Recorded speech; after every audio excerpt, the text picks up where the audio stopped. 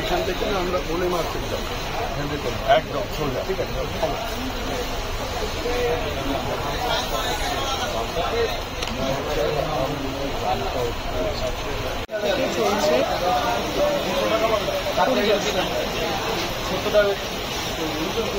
দামটা এত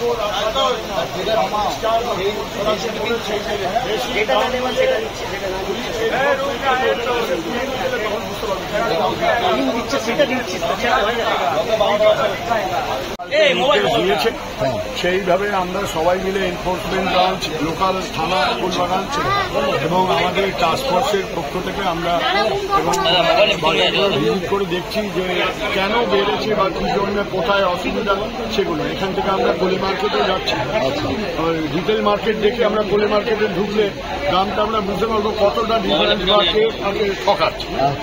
সেই জন্য আমরা এগুলো দেখছি। কি হলো?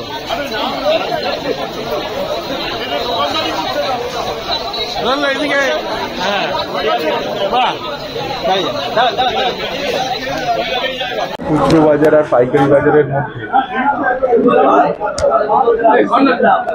দামের এই পার্থক্য কেন?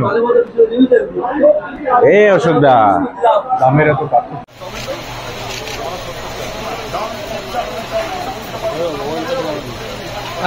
খুলবে না, ফুলটা মোবাইলটা ঢোকাবেন না। ও ভিতর ওদিকে, না ওদিকে বলছো